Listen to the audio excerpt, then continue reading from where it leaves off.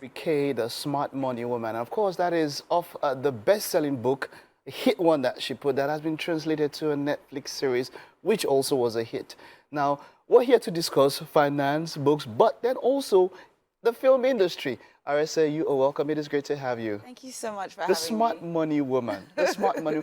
We've heard that story so many times. Let's just do a quick, short recap for those maybe who are just getting to meet you for the first time. Who is the smart money woman? How did she become the smart money woman? Just, in a nutshell, just tell us about the journey. So basically, my journey with financial education started with my own pain points with money. So it wasn't really like oh my God, I'm the smartest person in Nigeria about money.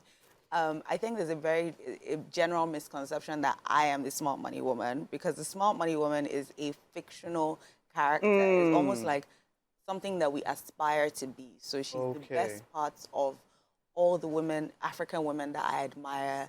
She has the brain of Ibukun Awoshika. She sits on boards and adds value. She empowers women like Osayi Alele. She's a pioneer of industry like Tara Fela Durotoye. So it's almost like we're aspiring to be this person, especially financially. We want to be financially fearless. So it's an aspirational figure. She's not necessarily me.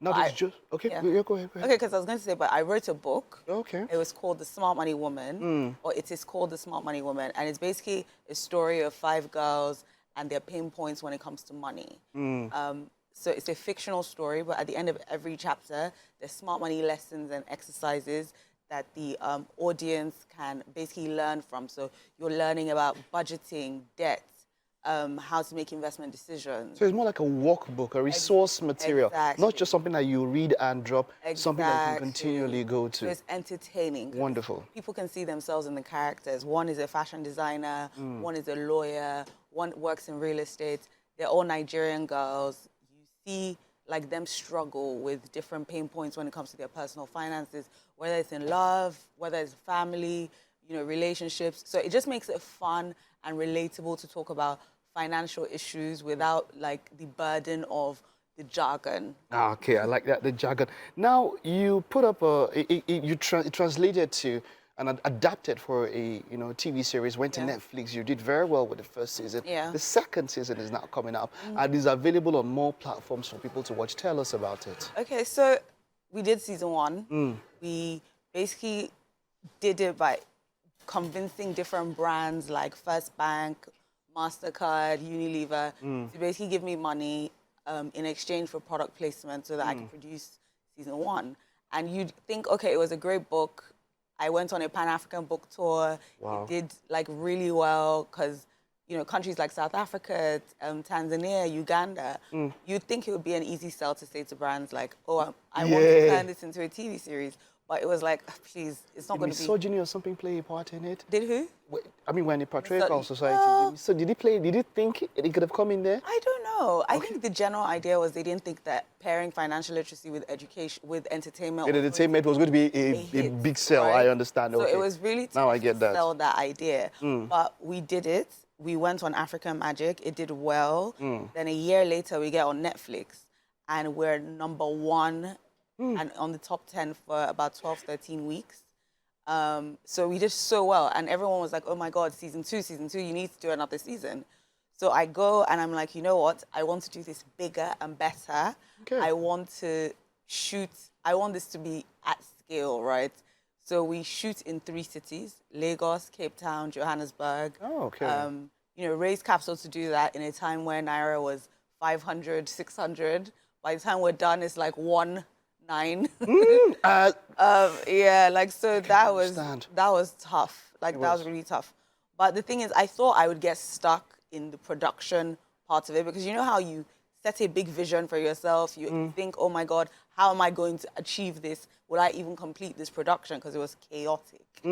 But we're seeing some clips now of the production, and it really does.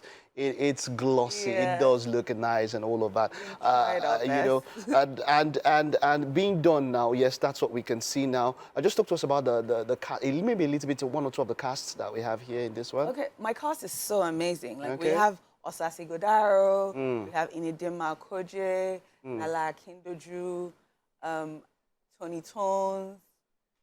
Sheun Okay. Ajayi, All right. Timini Egbuson. So it's a really power-packed, like, It is. you It know, is. cast. People, It is. people want to see them, and I think they came so hard this season. Wonderful. The acting was like top-notch. The interpretation of like the scripts, like their choices, it was just amazing. But you're assuring us that we will learn about finances while we are being entertained. Exactly. That's one assurance Yes. you can give us, Yes. right? Where is it available for people? So to it's on YouTube.